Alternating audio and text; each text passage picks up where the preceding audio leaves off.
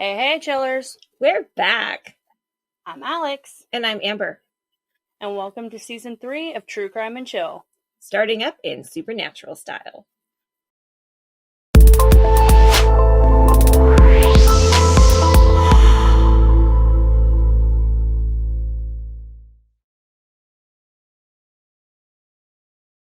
Okay, well, that was an interesting break. I'm not sure if it was long or short. I mean, for me, it really didn't feel like a break. I had school and school and school and school and kids but I mean, it didn't really feel like it didn't really feel like it was a break. Like, I didn't really feel like I was like just chilling around doing nothing. I got a few episodes done, so that way, like, when you go on your breaks for your wedding that's coming up soon, I got a few episodes done so I could do that. I mean, I read a book. I actually sat down and read a book, like an actual like book, in a day and a half. So shout out to my friend McKenna, who got me into her friend's writing, who's a published author and everything, and it's freaking great. It's spicy books, but it's great. They're great books. Well, what did you do? I had an interesting break. Oh yeah, you did. We ended up breaking at the perfect time. Memorial Day weekend. Did, you guys? Memorial Day weekend, I went into the ER about 3 a.m. thinking I had food poisoning, and it turns out it was appendicitis. So I had my appendix removed, and that's like I had the surgery with the shorter recovery time. Thank goodness. So I'm still Which, by the way, when you get that call from across the country of, oh, hey, it's not food poisoning, it's appendicitis, that freaked me out just a little bit. Yeah. And because of COVID, I couldn't have anybody in the hospital with me. And it was scary because, totally off topic, and I'm sorry, listeners, because I know not all of you like the rambling, I should say. But surgery has always been like a big fear for me. And so not only was it at 10 a.m., they were like, okay, well, it's appendicitis, and we have the on-call surgeon here, and we're going to get you in by noon. But then I couldn't have anybody there at the hospital with me the whole time. Yeah, that was on that terrifying side. Also, I've been working my business. I actually published a book during the break, believe it or not, on Amazon. She did? Kept busy. She's like, I kept busy. I mean, to be fair, there really wasn't much you could do because for most of our break, you were bedridden. Yeah. But I could still work because I do my own business and I do it from my computer. I was able to do a lot of it from bed, which was nice. Yeah. So, I mean, that's a bright side right there. But most of our break, you were bedridden. So, I mean, it's not like you were like going out and hiking trails and having family time, all this other stuff. So, anyway. That was our break, chillers. And now we're going to get back into it. Yeah, we have a supernatural episode today. And then starting week after next, we will have normal episodes again. Now, I do want to say before we go into anything, there are going to be a few episodes coming up that Amber is going to be missing from because she is going to be prepping for her wedding. Mm-hmm. So I'm so excited, even though I won't be there. Nobody's going to be there. Although, if you're interested, I will drop a link in our True Crime and Chill Facebook page if you want to see the wedding. It's not going to be that exciting, but we are going to be streaming it for all of the people who can't be there. But you bet your butt that when restrictions are lifted, we are having a party. And then there are also some dates coming up in end of August, beginning of September that Amber will be on her own because I will be having some personal issues to attend to at that time. Yep. So... And then it'll be back to just Alex while I'm on my honeymoon. So it's going to be an interesting season. It is. But you know what? It's going to be a fun season. It's going to be a great season. It's going to be awesome. Yeah. So this episode, like I said, we are jumping right back into our State Urban Legend series. I actually left this one up to Amber to do because it's about California. And if you don't know Amber, California is basically like her second home outside of Washington. So this is like her forte. Yeah, California is one of my favorite places in the world, and I actually hope to live there someday, if I'm being honest. The cool thing about this episode is we're covering a few places and stories instead of just one. We ran a poll in our group Yeah, we did run the poll in our group. And if you haven't joined our Facebook group yet, you really should. Yeah. Our members decided that they didn't want just one story. They wanted many. So we're giving the people what they want. The other cool thing about this is that I have been to 3 out of 4 of these places. Of course you have. Of course you have. Well, so the Queen Mary I have just seen. I haven't been on it. But like Hearst Castle, I went to as a kid. In fact, I have some old home movies that we just converted to digital of Hearst Castle. Obviously Disneyland I've spent copious amounts of time at. And I have also done the tour at the Winchester Mystery House. So I've been to 3 out of 4 of the places that we're covering today. I mean, of course you have, though. Of course you have. In any case, this like I can't even just be like, wow, really? Like I know that you have. Like, obviously. Amber's like, no shame. It's a passion. Well, and I know you're obsessed about Disneyland too, so it's like obviously you've been there. Like, passionate, yes. In any case, the state of California is home to many haunted places, from the Queen Mary to the Winchester Mystery House. There's plenty of opportunities for a ghost-filled vacation in the Golden State. In this episode, we'll provide you with stories about some of California's most famous hauntings, Southern California in particular. So really quick, we want to remind you, because we have to do this every episode, we are not professional ghost hunters, even though I wish we were. We are researchers who gather up our favorite facts from the internet and present them here for you. If you do want to see professional ghost hunters, well, ghost hunters, watch Travel Channel. That being said, let's get started with the haunting of the Queen Mary. Yes. Let's do this. So the Queen Mary is a retired ocean liner. She was launched in the 1930s and went on to serve as both a wartime cargo ship and then later an opulent cruise ship for celebrities. The Queen Mary has allegedly been plagued by paranormal activity since it first set sail back in 1936. Because we're covering multiple stories, I'm just going to touch on a few of the paranormal stories I found about the Queen Mary. The Queen Mary is rumored to be haunted by at least 6 different ghosts. She's been investigated by multiple paranormal research groups who have all come to the conclusion that there are indeed ghosts. Some of those researchers even went as far as to produce an album about their findings titled Ghosts Aboard: The Haunting of the Queen Mary. There is one particular ghost known only as the man with the red scarf who is said to have been seen on the Queen Mary for decades. There are also rumors of a haunted bathroom with doors that won't open and close properly when approached by an unsuspecting guest. Like, it will work normally, but then some guests, it will just act like you can't get the door to do what it's supposed to do. And you're like... Right, and a bathroom, so how annoying, right? Perhaps most famously, there's one legend about a ghostly bride still wearing her wedding dress who's said to be seen on the Queen Mary as late as the year 2000. And every staff member who has worked aboard the Queen Mary has a story to tell, which says a lot about its title of most haunted hotel in America. You can stay aboard the Queen Mary, even in its most haunted room, B340, B340. According to the Queen Mary website, stateroom B340 has a large volume of recorded paranormal activity with many stories of haunted encounters noted in the ship's logs. Reports date back to Final Ocean Voyage in 1967 and include complaints from guests saying B340 claiming that someone was knocking on the door in the middle of the night. Other complaints include bathroom lights turning on by themselves, the sink faucet turning on and off on its own, and unexplained bathroom doors shutting. Some guests have reported the covers of their bed being pulled off while asleep and waking to see a dark figure standing at the foot of the bed. That's interesting. Yeah. I mean, okay. The ship has been around since like the early 1900s. Mm-hmm. So it really, you said what, it was a wartime ship? Mm-hmm. At first. So it really wouldn't surprise me if it did have like different kinds of hauntings and other things associated with it. Yeah.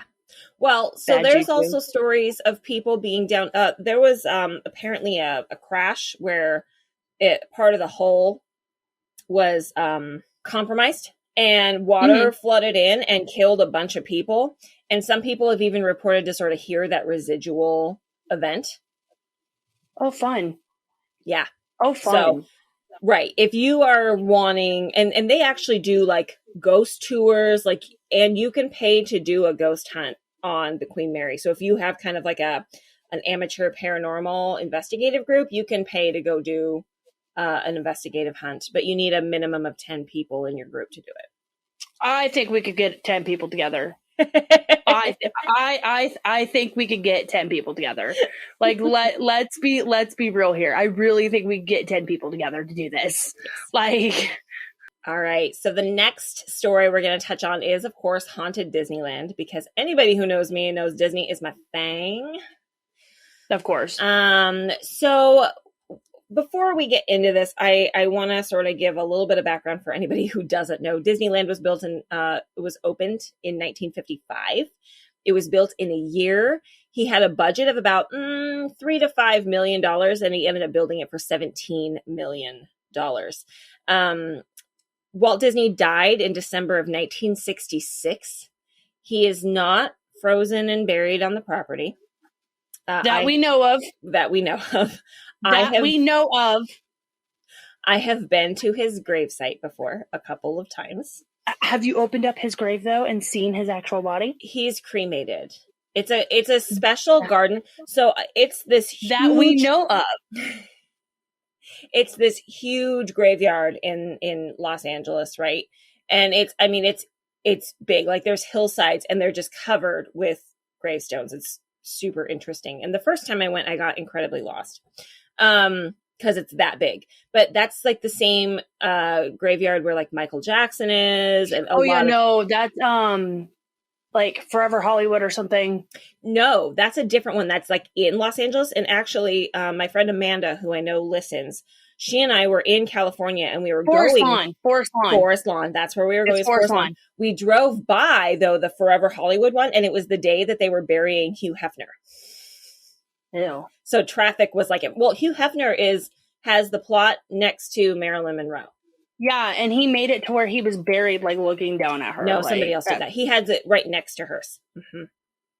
Yeah. No, he's like buried, like looking at her. Like I did a thing. There was somebody else who purchased the plot above hers, and he was buried face down in it.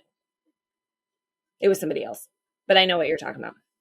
Yeah, Forest Lawn is huge, though. Like, I understand why you got lost looking for Walt Disney. Yeah, but his is this cute little garden. There's like a bench, and it was a really interesting experience. So I went by myself with Sawyer the first time, and then the second time I went with my friend Amanda because she'd never seen it. And I was like, "You lived in California. What do you mean you've never seen it?" So we went. I want to go so bad. Oh my God. Super interesting.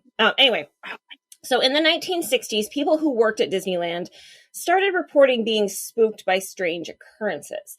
They said that they heard voices and music coming from empty buildings during their breaks or after hours of work. They smelled fresh baked goods in the air when nobody was baking in one area. Also, employees reported hearing laughter coming from the Haunted Mansion and a phantom piano playing in one of the studios. I love the Haunted Mansion. Oh my God. If you're ever interested, listeners, check out Foolish Mortals. It's a great documentary, and I'm in it. Yes. It is the best. The most logical explanation for all of these events is that the employees who witnessed them are stressed or experiencing hallucinations when working long hours in such a large, lively place like Disneyland. Because there's a lot there. It's a lot. Some say the ghost of a man named Claude Coates haunts Disneyland after his death in 1968. He worked as an artist for Disney, and it's said that he's frustrated with how some of the areas didn't turn out the way he envisioned when he designed them. It's also rumored that Coates was responsible for many of the strange paranormal events that happened at the park. However, CCTV cameras have caught some really intriguing pieces of footage that a channel called Offhand Disney has shared, and I want to share it with you now so that you can make up your own mind. Now, if you are listening to this, we will have the link on our website, truecrimeandchill.com, so you can actually watch the video. But those of you who are watching us on YouTube, I want to share this video with you now because it's pretty interesting. Space Mountain's Mr. One-Way. Mr. One-Way is a spirit that reportedly haunts the Space Mountain attraction at Tomorrowland. He's described as a large man with red hair and a red face. Legend has it that he occupies the seat next to single riders. You can also encounter Mr. One-Way in the line for Space Mountain, and the more you talk with him, the more you'll realize that he's not from our time. He has no idea of the new changes made to the park since his time, which was probably the 70s, considering most people will report him wearing 70s clothing. In most accounts, Mr. One-Way will sit next to the single riders during the ride, but will end up disappearing once you reach the tunnel where the pictures are taken. So next time you ride single rider in Space Mountain, pay close attention to who you're sitting next to. They might not be there at the end of the ride. Number 2, the 1000th Happy Haunt. Scattering ashes at Disneyland is something you'd be surprised how often happens. Namely, in a ride that's famous for housing people that are already dead. It's very commonplace for relatives to scatter ashes of their loved ones inside the Haunted Mansion. Disney, on the other hand, does not take too kindly to this, and at the end of the day will vacuum up the ashes like any other dust that's found on the attraction. But this apparently... I want to pause right here, because here's the deal. That's actually a biohazard. If they catch you doing it, they have to shut down the ride for an entire day. No, I know. They don't just vacuum it at the end of the day. Like, that's not how that works, okay? Does not stop the restless souls that inhabit the mansion. The crying child is a very famous example of this. You'll usually find him near the exit to the attraction, where he is crying and asking for his mother. Legend has it that his mother spread his ashes inside the mansion, and now he is doomed to haunt the attraction for the rest of eternity. Or at least until they tear it down. One of the two. Hopefully the first one. I really like that ride. Another, less disturbing haunt in the attraction is one of an old man. Cast members will apparently see him emerge from the exit tunnel where the doom buggies loop back around at the end of the ride. At this point, cast members are expected to remember their training. If they see an old man circle around, they're supposed to let him keep going, and once the doom buggy emerges once again through the exit tunnel, the man will be gone. Number 3, the ghost of the boss himself. Everyone knows that Walt Disney loved Disneyland, but some say that love is so strong that it transcends death itself. When you first enter the park, on your left, past the town hall, you'll find the Main Street Fire Station. If you look up the second-story window, you'll see a lamp burning bright in the windowsill. Back during the early days of the park, when Walt was present, they would light the lamp up so every cast member knew to be on his or her best behavior because the boss was watching. After Walt's unfortunate death in 1966, they decided to turn the lamp off out of respect for him. Legend has it that when one day a cast member was cleaning the suite above the firehouse, the light turned on by itself. She decided it was some sort of glitch, turned around and turned the lamp back off, and went back to her work. Oddly enough, a few seconds later she turned around and the lamp was on again. Once more, she turned the lamp off and watched it this time, very closely. There, right in front of her eyes, the lamp switched itself on for the third time. It goes without saying that she was pretty freaked out and left the fire station, but to this day, they leave the lamp lit as a small reminder to guests and cast members that the boss is still at the park and he's still watching, and that sometimes the love for a person or even a place can transcend the bonds of death itself. Thanks for watching. Make sure to like and subscribe if you did enjoyed not this have everything that I wanted to show in it. There's one more I wanted to show, but it doesn't matter. There's also, if you look, I'll have a link on truecrimeandchill.com, but there is another video by the same channel, and it shows CCTV footage of a ghostly specter walking out of the Haunted Mansion and down the path and then down through New Orleans Square. And also footage from what used to be the Twilight Zone Tower of Terror. Now it's Guardians of the Galaxy. Okay, anyway. So there's other CCTV footage out there of unexplained things. And if you just dig a little bit, you can find them. It's really interesting. So now on to the next one, because we've got two more to go. Let's talk about the hauntings at the Winchester Mystery House. So most people, especially in this realm, when they think Winchester, they think, oh, supernatural, right? Like the show. Winchester is also a rifle, as many of you know. And Sarah Winchester, well, the Winchester Mystery House, it's a well-known tourist spot in San Jose, California. The supernatural occurrences at the house are attributed to Sarah Winchester's ongoing construction until her death on September 22nd, 1922. A medium once told Mrs. Winchester that she needed to keep building rooms because her family was cursed by the spirits of all those who had died at the hands of Winchester rifles. Sarah was under the impression that she could never stop building. She had builders working around the clock up to the literal moment that she died. Like, there are nails. And she would switch them out too. Yes, she would switch out the builders and the contractors and stuff all day. So every like day. nobody ever really knew the full outline of the house. Right. Well, we're going to get into that. But like when they stopped, I mean, there are nails that are half driven into the boards because they literally just stopped. Yeah. Oh, she did? Okay, let's go. Yeah, pretty much.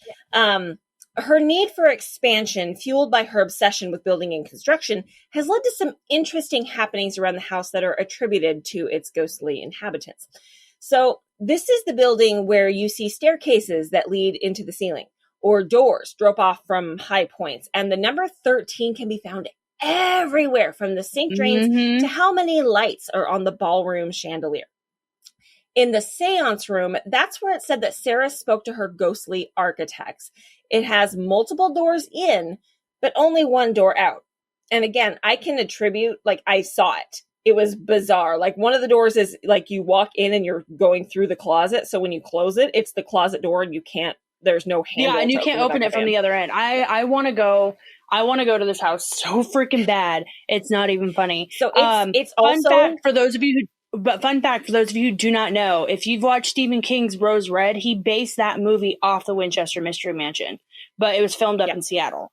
And the actual mansion that they used is up in Seattle, and it's freaking huge, man. Yeah, it is. When I took the tour, it was a number of years ago, but you start in one place and you go all the way around the mansion. You never go through the same room twice, except at the very end, and you walk about a mile. That tells you how big this house is. How long did the tour how long did it take? I don't remember. I was there with Rainbow. I feel like it would take about an hour, possibly, depending on how long. I feel like it was about that. Yeah. So some of the ghostly reports include the sound of hammers from the still unfinished rooms. The Winchester Mystery House is a popular tourist attraction that has been in operation since 1923, which leaves it very well preserved for generations to come. In the meantime, I recommend not touching anything while you're there. Yeah. Don't think of it like Hawaii. You just don't mess with it. No. Well, and there was part of it that was destroyed in the big earthquake. So it's got some really interesting stories. And if you ever get the chance to go to San Jose and see it, even if you don't believe in paranormal stuff, it's a super cool thing to see. Period. Well, and it's a gorgeous mansion. Like, some of the rooms and the architect in some of the rooms, you're like, this makes no sense, but it's pretty. Yeah. Like, exactly. Yep, that's 100% true. All right. Last but not least, no sense. Last but not least, let's talk about the Hearst Castle. Hearst Castle in San Simeon is a National Historic Landmark and California Historical Landmark located on the central coast of California in the United States. It was conceived by William Rudolph Hearst, who is a publishing tycoon, and his architect, Julia Morgan. It was built between 1919 and 1947. It was known formally as La Cuesta Encantada, the Enchanted Hill, and often referred to as simply San Simeon. Hearst called his castle the Ranch. Now, I visited Hearst Castle when I was very young with my family. I didn't even know what it was. I didn't even know what I was looking at. But we were kicked out of it and told not to return because my brother kept touching things. He was ADHD. He hadn't been diagnosed. We couldn't get him to stop touching things. So they asked us politely to leave. His father, George Hearst, had purchased the original 40,000 acres estate in 1865, and Camp Hill, the site for the future Hearst Castle, was used for family camping vacations during Hearst's youth. In 1919, he inherited some like $11 million, which in today's money is like over $160 million. And estates, including the land at San Simeon. He used his fortune to further develop his media empire of newspapers, magazines, radio stations, the profits from which supported a lifetime of building and collecting. Like, there's so many just beautiful antiques in this castle. Within a few months of Phoebe Hearst's death, he had commissioned Morgan to build, quote, something a little more comfortable up the hill, the genesis of the present castle. Morgan was an architect pioneer, America's first truly independent female architect. But she was the first woman to study architecture at the School of Beaux Arts in Paris, and the first to have her own architectural practice in California, and the first female winner of the American Institute of Architects Gold Medal. So working in close collaboration with Hearst for over 20 years, the castle at San Simeon is her best known creation. And I highly recommend you go to our website, truecrimeandchill.com, where I have pictures, or just Google it, because oh my gosh, movie stars like you would not believe used to just beg or just wait for an invitation, like Lucille Ball and just huge, Clark Gable, huge actors. In May 1947, Hearst's health compelled him and Marion Davies to leave the castle for the last time, and he died in Los Angeles in 1951. For his gratitude in all that she had done, Hearst left his castle to actress Marion Davies, and she turned around and sold the castle back to the Hearst family for the humongous sum of $1. I'm looking at pictures of this place. Yeah. Holy God. Yeah, it's beautiful. And there's like multiple swimming pools and like it's huge. I'm looking at one of the swimming pools. It looks like a Turkish bath. Yeah. Yep. Like this place is huge. So if you've ever seen the movie Citizen Kane, that is actually supposed to be a representation of Hearst's life. But it's obviously not going to be very, very true because it's just a depiction. But so where does the ghost story come in, you might ask? Well, whenever the tour guides tell this story in the Gothic study, which happened to be the room where they asked us to leave, by the way, they say that the gigantic, beautiful hanging lanterns begin to swing. They might be reluctant to tell you about it, however, as it's apparently forbidden by management to talk about it. According to tour guides, it became policy when one guest claimed that a ghost had followed her home, full-on Disneyland Haunted Mansion style. She even wanted the estate to pay the cost of a full-blown exorcism. It has since operated as the Hearst San Simeon State Historical Monument and attracts about 750,000 visitors annually. Now, recently it did go up for sale. So, if you have some extra change, you could purchase the place if you want. The Hearst family does currently retain ownership of the majority of the 82,000 acres. And under a land conservation agreement reached in 2005, they've worked with the California State Parks Department and American Land Conservancy to preserve the underdeveloped character of the area, the setting for the castle, which George Bernard Shaw, is said to have described as what God would have built if he had the money. I mean, it's a gorgeous castle. Like, oh yeah, that's literally what it is. Like cause it's like the Hearst Mansion. Oh, okay. I'm in the South. I see a lot of mansions down here. Like, let me tell you. No, this is pure California. Celebrity. This is like you can money. fit like 18 families. Like you could fit 18 25 member families on this place and they still wouldn't be bumping into each other. It's true. It's huge. So obviously California is well known for, movies and Hollywood and LA and Disney and Universal Studios and Knott's Berry, it's got its own history, but a lot of it is also a very seedy past, especially when it comes to Hollywood. Oh, I touched on. I mean, you can't have something that big without having a seedy past. Like, right? Think about how they got the bleach blonde hairstyles and everything. They use actual ammonia bleach and formaldehyde, and actual bleach on people's hair for that. Yep. So there's a lot of emotions tied in with everything, and I mean, there's plenty of stories I could have. So many stories. I just picked some of the more famous locations with stories that I knew people probably wanted to hear about. But there are some stories actually that I hope to cover in the future, including unsolved murders and mysteries when it comes to Hollywood itself. Like, for example, Chris Lee, who's buried in Seattle. Bruce Lee's son. Yep. Who the curse that surrounds both of them. Mm-hmm. Yeah. So lots and lots of interesting stories, lots and lots of dark stuff, lots of paranormal, but these are probably some of the more common locations and stories surrounding them. So if you ever get a chance to go to California, you will be in no short supply of a place to find supernatural experiences. Thank you for listening to True Crime and Chill. For more information, including case notes, photos, and sources, please visit our website at truecrimeandchill.com. You can also stay connected with us on social media. You can find us on Facebook, Twitter, and YouTube. Look for new episodes from us each week on Tuesday.